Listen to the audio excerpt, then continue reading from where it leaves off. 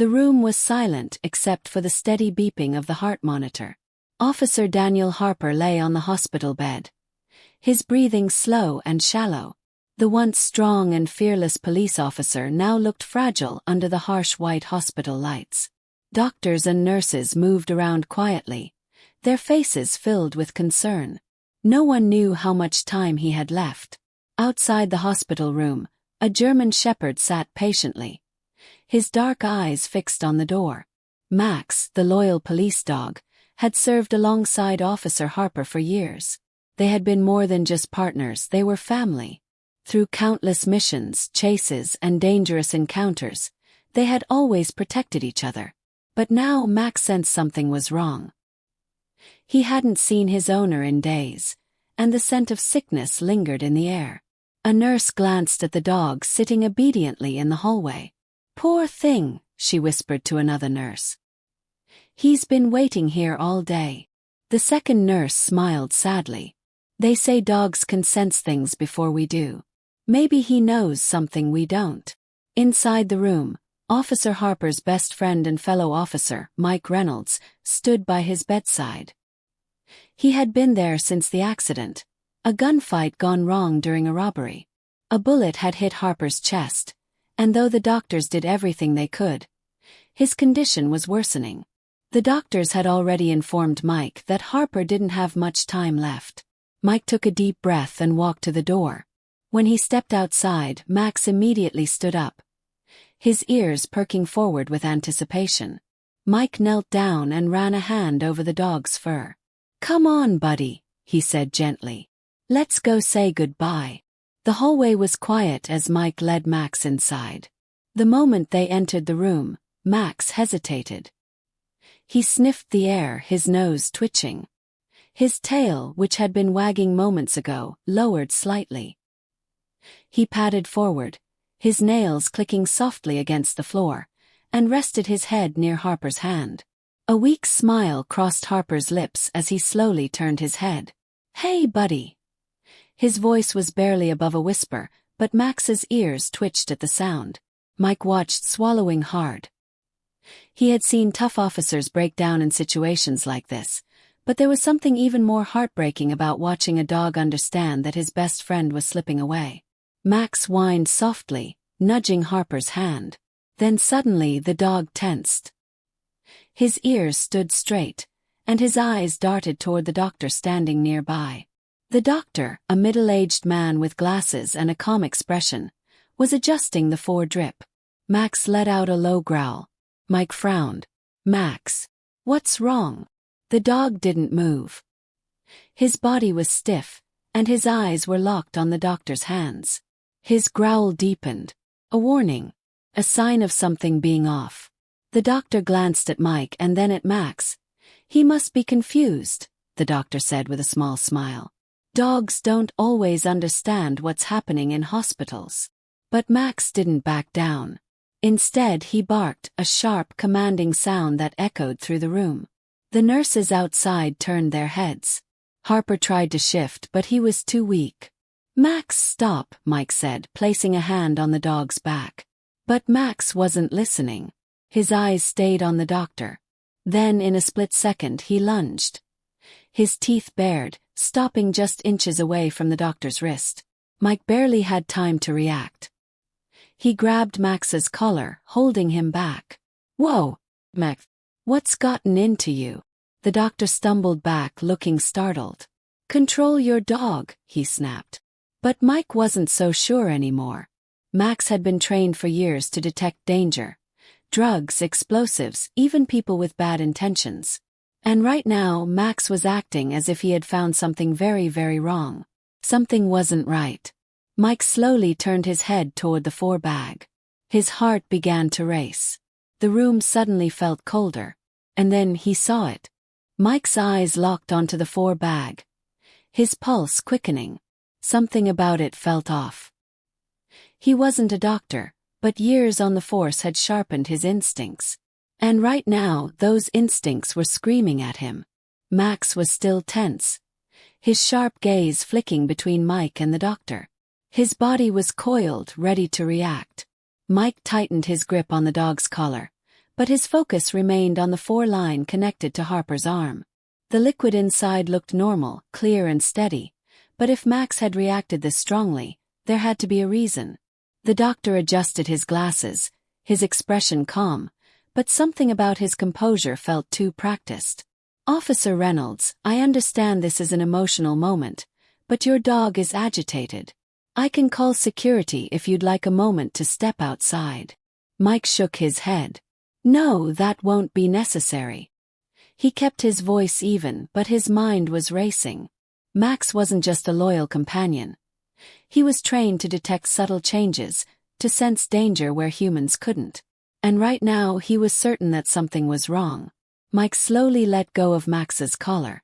The dog didn't lunge again.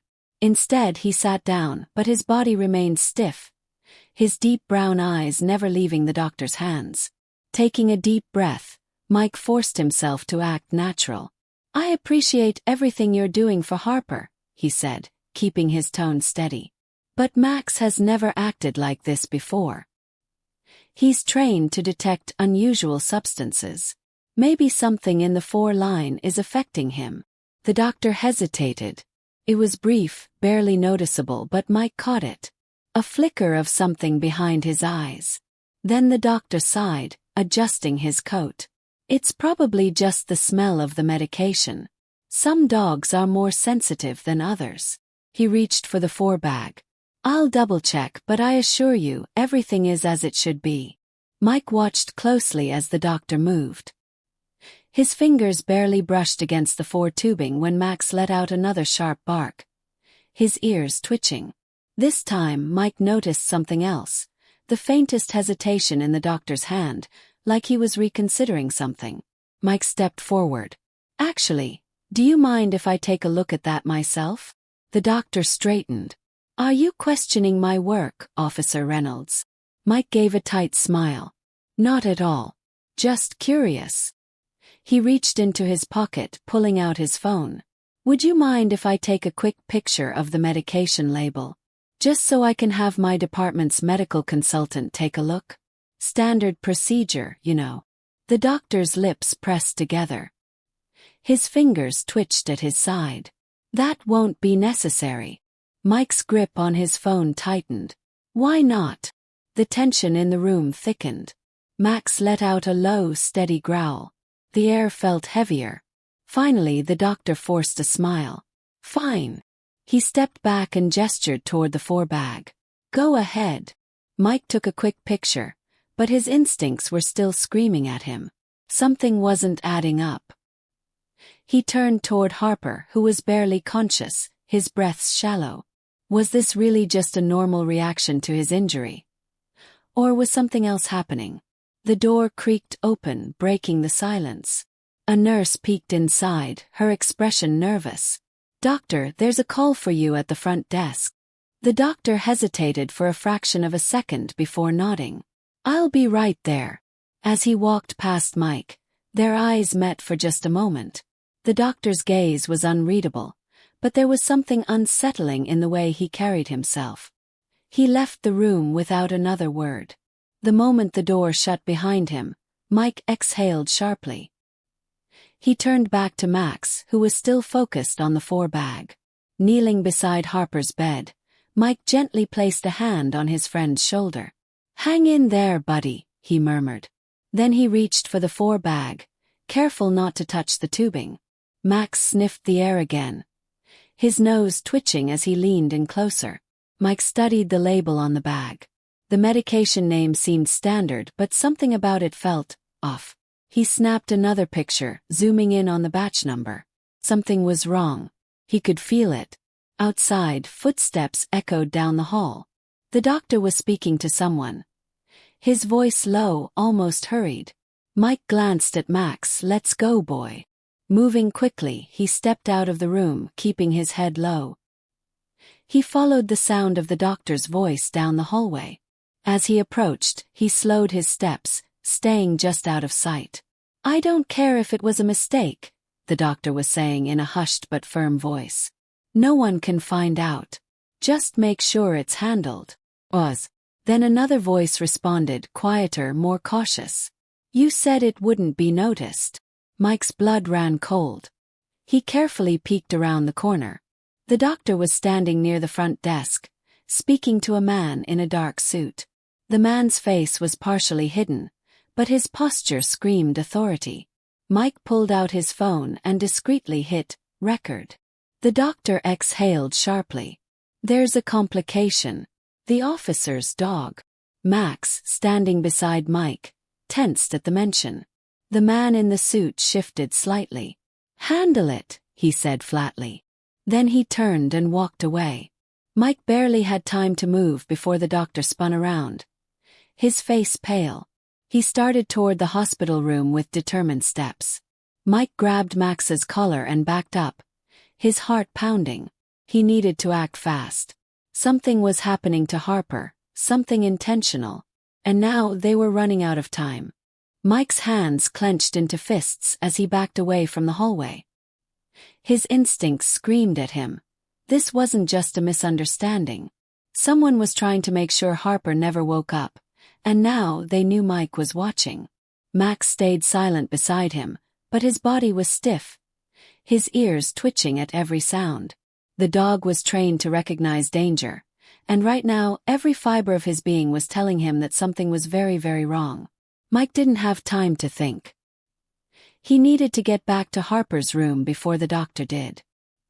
He turned quickly, moving down the hallway with steady, controlled steps. His pulse pounded in his ears. As he reached the hospital room door, he glanced down the hall. The doctor was only a few steps away, walking fast, his face set in a mask of determination. Mike pushed open the door and slipped inside. Harper was still unconscious, his breathing shallow. The heart monitor beeped steadily, but Mike couldn't shake the feeling that time was running out. Max let out a low whimper, nudging Mike's hand. He knew. Mike turned to the 4-line. He had to act fast.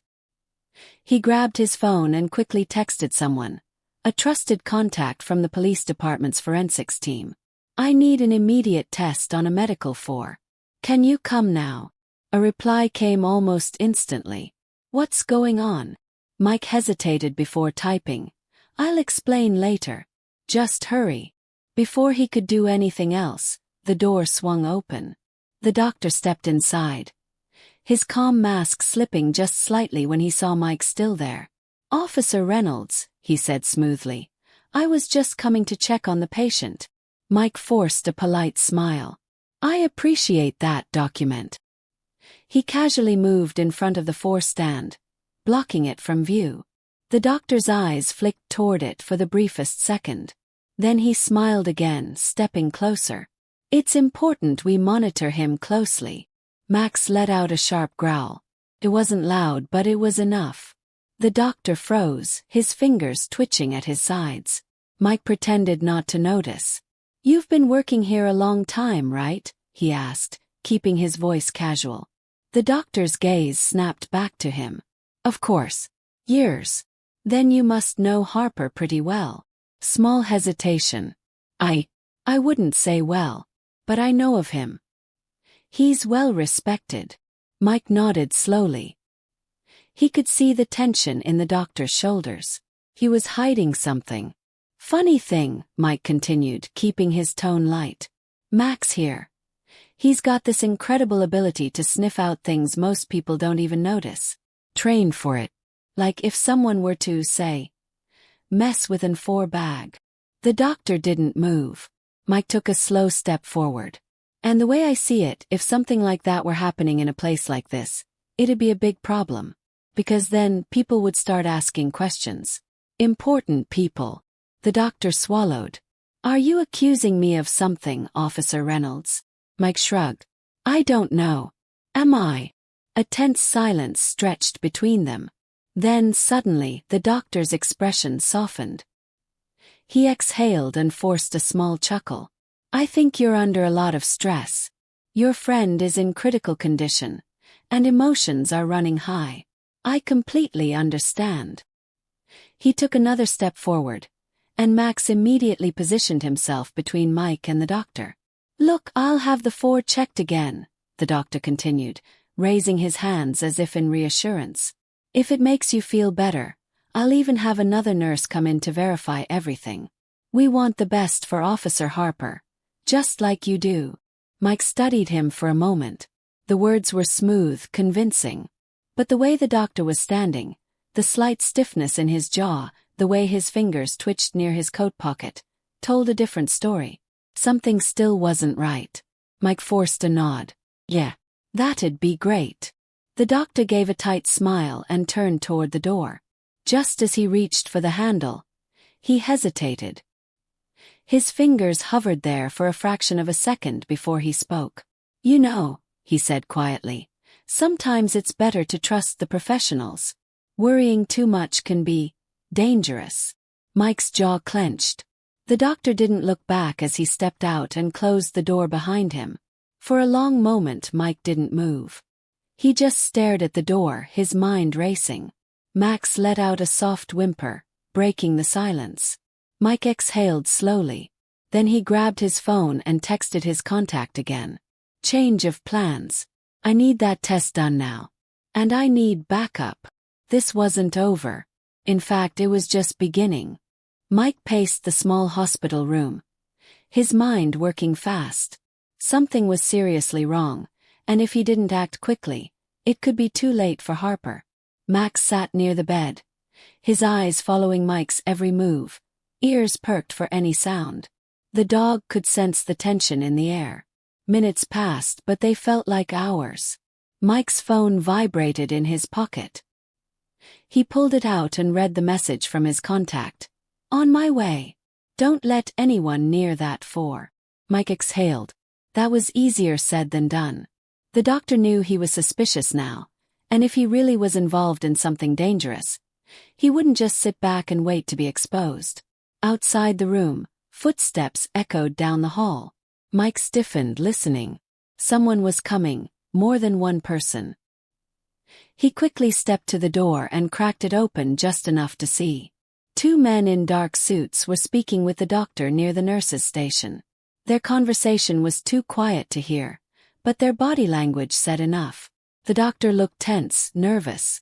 The men, on the other hand, were calm. Professionals. Then, one of them glanced toward Harper's room. Mike immediately pulled back, shutting the door quietly. His pulse quickened. They were coming. Max let out a low growl. He had seen enough danger to recognize it when it was near. Mike looked around the room, thinking fast. If these men were here to make sure Harper never woke up, they wouldn't just walk in and do it out in the open. They'd be careful. Precise. They might even try to remove Mike first. There was no way he was letting that happen. The doorknob rattled. Someone was trying to open it. Mike took a step back, his body tense. "Hold on," he called out, stalling for time. "Who is it?" Brief pause. Then a deep voice responded. "Hospital security. We need to check on the patient." Mike's grip on his phone tightened. Security? No way. They hadn't called security before, and even if they had, real security would have identified themselves properly. Max stood at attention, his body rigid. He knew something was off too. "Come back with a nurse," Mike said firmly. "Hospital policy, right?" Silence. Then the voice on the other side spoke again, lower this time. "Open the door, Officer Reynolds. We just want to talk." Mike's heart pounded. That confirmed it. These men weren't security, and they weren't here to talk. His options were limited. He could fight, but that wouldn't protect Harper. He needed to stall. He took another step back, looking at Max. The dog was watching him, waiting for a command. Then Mike had an idea.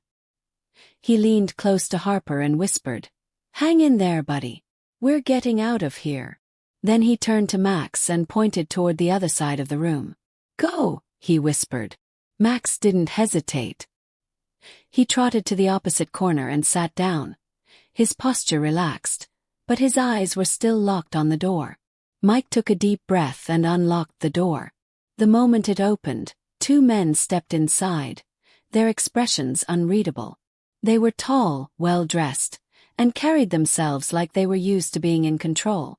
Mike crossed his arms, keeping his posture casual. "What's this about?" One of the men, the one who had spoken earlier, gave a polite smile. "We just need to ask you a few questions about Officer Harper's case." Mike forced a smirk. "Funny, I thought doctors handled patient care. Since when does hospital security do investigations?" The man's smile didn't fade, but something shifted in his eyes. He knew Mike wasn't buying it. "We just want to make sure everything is in order," the second man said, his voice smooth, controlled. He glanced at Harper. "Officer Harper has been through a lot. We wouldn't want any complications." Mike's jaw tightened. That was a threat. A quiet one, but a threat all the same. He stayed calm. "Appreciate the concern. But I already have a medical team handling things. No need for outside interference." The first man took a step closer. "We understand you're looking into the 4 medication," he said casually. "That's not your area of expertise, is it?" Mike forced a chuckle. "I didn't realize hospital policies were suddenly top-secret government business." The second man tilted his head slightly. "You're making things difficult, Officer Reynolds." Mike didn't move. "That's my job." A tense silence filled the room. Max remained still in the corner, his body coiled like a spring. Then the first man exhaled and shook his head. "All right, we'll leave you to it." Mike didn't relax. This was too easy. The men turned toward the door, but just as they reached it, the second one paused. "Oh, one last thing," he said over his shoulder. "That police dog of yours, he's well trained, right?" Mike's stomach twisted. The man gave a knowing smile. "Be careful with him. Accidents happen." Then they walked out, leaving the door open just a crack. Mike's blood ran cold. They weren't backing off. They were planning something. He turned to Max, who was already on his feet, ears forward, waiting for the next move. Mike pulled out his phone, his hands steady despite the rush of adrenaline. He texted his contact again. "Get here now. Something's about to go down." Then, without another word, he locked the door, turned to Max and whispered, "Stay close, buddy. This isn't over yet." Mike's pulse pounded as he stood by the locked door, gripping his phone tightly. His contact hadn't arrived yet, and those men weren't the type to just walk away. They had left a warning, but it wasn't just about him, it was about Max. That meant they were planning something immediate. He turned to the dog, who stood alert by Harper's bed, watching every move. Max's muscles were tense, ready for anything. He had sensed the danger before Mike even fully processed it. A noise in the hallway made Mike freeze. A low murmur of voices, then footsteps moving away. For a moment he thought they might be gone, but then a soft click. Mike's instincts screamed at him. He knew that sound. The lock had been tampered with. Someone was trying to override it from the outside. He moved fast, stepping in front of Harper's bed while glancing around the room. If they were coming back, he needed a plan, and he needed it now. The window was an option, but they were on the 3rd floor. Too risky. He had to stand his ground. The doorknob twisted slightly. Mike clenched his fists. His backup still hadn't arrived, and he was running out of time. Then suddenly, Max let out a sharp bark and bolted toward the opposite corner of the room. Mike's head snapped in that direction just in time to see something he hadn't noticed before. A small vent cover had been removed, and a thin, flexible tube was snaking into the room.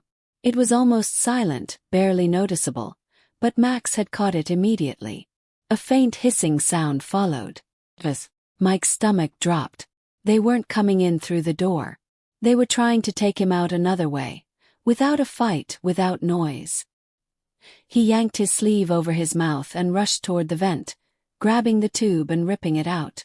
A faint chemical smell filled the air, something sharp and unnatural. His mind raced. This wasn't a robbery. This wasn't just about silencing a witness. This was bigger. Whoever was behind this wasn't taking any chances. Max barked again, circling Harper's bed, agitated. The dog knew the room wasn't safe anymore. Mike didn't hesitate. He grabbed the stand and carefully pulled it from Harper's arm, making sure he didn't cause unnecessary harm. He had to get him out now. He threw open the window and glanced down. The ledge was narrow, but there was a maintenance platform about 10 feet below. He could just... A loud bang echoed from the hallway. They were done waiting. Mike acted on pure instinct. He pulled Harper's unconscious body into his arms, carefully but quickly. "Max, with me," he ordered. The dog didn't hesitate, jumping to his side as Mike maneuvered onto the window ledge. The door behind them burst open. Mike didn't look back. He didn't need to. He could hear the rushed footsteps, the sharp intake of breath from whoever had entered, realizing they were escaping another way. He gritted his teeth, adjusted his hold on Harper and jumped. For a split second the world felt weightless. Then impact. His feet hit the maintenance platform hard, and he stumbled but managed to stay upright. Max landed just behind him with perfect balance. Shouts came from above. Someone was leaning out of the window. Mike didn't stop to see who. He scanned the platform and spotted a fire escape leading downward. It wasn't perfect, but it was their best shot. He moved fast, carrying Harper carefully as he made his way down, step by step, his muscles burning with the weight. Max stayed close, his eyes flicking back toward the window every few seconds. The night air was cold, but Mike barely noticed. His mind was focused on one thing: getting out alive. Then, just as they reached the second floor, a car screeched to a stop in the alley below. Mike's breath caught. The doors flew open and 2 men jumped out. Not the ones from before. New faces. But the same cold, calculating look in their eyes. They had been waiting. Mike's stomach twisted. This wasn't just an attack. It was a coordinated effort. Someone really didn't want Harper waking up. Max growled low, baring his teeth. He was ready to defend, but Mike knew they were outnumbered. Fighting wasn't an option. He needed another way. He scanned the alley. Dumpster. A stack of crates. A narrow opening leading to another street. He could just... A voice called out from below. "Officer Reynolds, let's not make this difficult." Mike's grip on Harper tightened. Another voice. "Put him down and we all walk away." Max barked, his stance firm. He wasn't backing down, and neither was Mike. He made his choice. With one deep breath he turned, then ran. Mike ran without hesitation, his muscles screaming under Harper's weight. The narrow alley stretched ahead, barely lit by flickering streetlights. Max dashed beside him, his paws hitting the pavement in perfect rhythm. The men behind them shouted orders, but Mike didn't stop to listen. He could hear the pounding footsteps closing in. They were fast, but he had something they didn't: plan. He spotted an overturned dumpster near the alley's exit. Just a few feet past it was an old, abandoned doorway, partially hidden by shadows. That was his chance.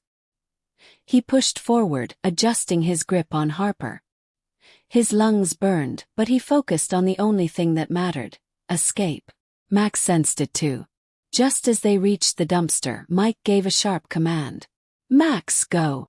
Without hesitation, Max leaped onto the metal lid, then over to the other side. At the same moment, Mike faked a stumble. His shoulder hit the dumpster hard, making it slam noisily against the alley wall. Then, with every ounce of strength left in him, he spun around and dived into the shadowed doorway, just as Max doubled back and crouched behind the dumpster. The footsteps behind them grew louder. The men rounded the corner, guns drawn. "Where is he?" one of them hissed. Mike held his breath. From his hiding spot, he could just barely see their shadows against the alley wall. His pulse pounded in his ears. If they turned their heads even slightly, he'd be exposed. Then suddenly Max moved. The dog let out a deep, guttural snarl and shot out from behind the dumpster, charging straight at the men. "Dog!" one of them yelled in surprise, stumbling backward. It was all the distraction Mike needed. He launched forward, still carrying Harper, and sprinted past them while they were caught off guard. Max was right behind him. A single gunshot rang out. The sound echoed through the alley, deafening in the silence of the night. Mike felt his heart stop. He turned his head mid-stride, but Max was still running unharmed. The bullet had missed. The men were scrambling now, cursing as they tried to regain control of the situation. But it was too late. Mike had already made it to the street. And just then, headlights. A black SUV screeched to a stop right in front of him. For a split second, Mike thought it was another enemy, another trap. Until the passenger door flew open, and a familiar voice called out, "Get in!" Mike didn't hesitate. He jumped into the back seat, carefully pulling Harper in with him. Max leaped in right after, and the moment the door slammed shut, the SUV sped off. Mike exhaled, his chest rising and falling rapidly. He looked up. His contact was in the driver's seat, eyes sharp as he navigated the city streets. "Cutting it close, aren't we?" Mike muttered. The driver smirked. "Had to make it interesting." Mike shook his head, then turned to Harper. He was still unconscious, but his breathing was steady. He had made it. But there was still one thing left. Mike pulled out his phone and quickly sent a message. "Secure the hospital. Arrest Dr. Langley. Check all IVs in the ICU. Corruption inside." Within seconds, a response came. "Copy that." Mike closed his eyes for just a moment, exhaustion washing over him. It was finally over. Harper was safe. The men who had tried to silence him would be found. The truth would come out. But then, his phone vibrated again. He frowned and looked down at the screen. Another message. Just 2 words. "Not over." A cold feeling settled in Mike's gut. He looked up, meeting his contact's gaze in the rearview mirror. "We have a problem." The driver didn't ask. He just nodded and pressed harder on the gas. Max let out a low growl. Because they all knew. Whoever was behind this wasn't done yet. Mike's grip tightened on the phone as he read the message again. "Not over." His heart, which had barely begun to slow, kicked up its pace again. The weight of those 2 words pressed down on him, telling him what he already suspected. Someone else was still out there, someone with more power, more control. The men in the alley had been just another layer of this operation, but they weren't the ones pulling the strings. Harper stirred slightly, letting out a weak groan. Mike immediately leaned in, checking his pulse. Steady, but his body was still weak from whatever had been pumped into him back at the hospital. Max, sitting close by, whined softly and nudged Harper's arm with his nose. It was as if he was reassuring himself that his handler was still with them. The SUV sped down the dimly lit road, taking turns sharply to avoid being followed. Mike knew they had to disappear, at least for now. The hospital wasn't safe. Nowhere public was safe. "We're not heading back to base, are we?" Mike asked, still watching Harper carefully. The driver didn't take his eyes off the road. "No. Safe house." Mike nodded. It was the right call. Whoever was behind this had resources, connections. If they were still watching, they'd expect him to take Harper straight to authorities or the department. But a safe house. That gave them time to figure out the next move. Harper let out another weak groan.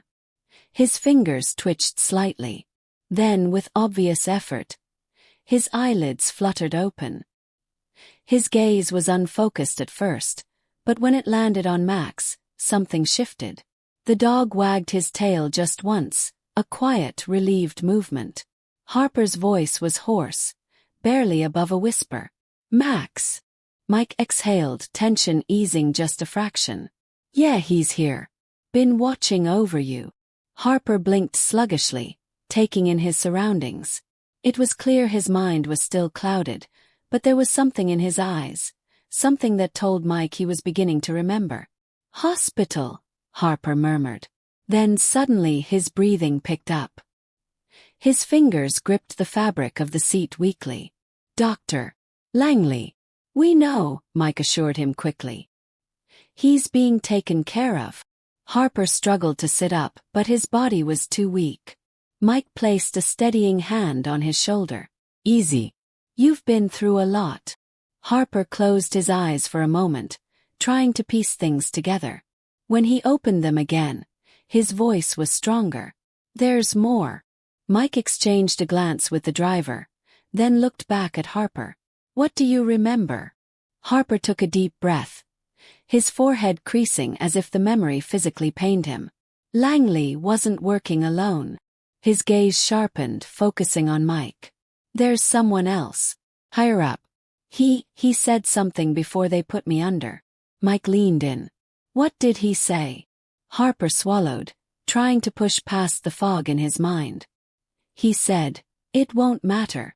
They already know what to do. A chill ran down Mike's spine. They already know what to do. That meant whatever was set in motion, it wasn't stopping. Even if Langley was arrested, even if the men in the alley were caught, something bigger was still moving forward. The driver suddenly spoke, his voice low and serious. We need to get out of the city. Mike didn't argue. He reached for his phone again, but before he could type a message, it buzzed with a new one. This time the message was from an unknown number. You should have left it alone. Mike clenched his jaw. It wasn't a threat, it was a warning. Whoever was on the other end wasn't panicking. They were confident. That meant they still had control. Harper tried to shift again, his frustration evident. We can't just run. Mike studied him for a long moment. Harper was still weak, but his mind was sharp.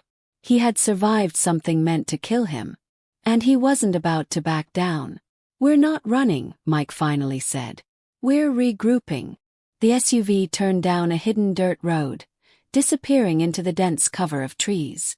The safe house was close now. It wasn't much, just a small, off-grid cabin used for situations exactly like this. But it was safe.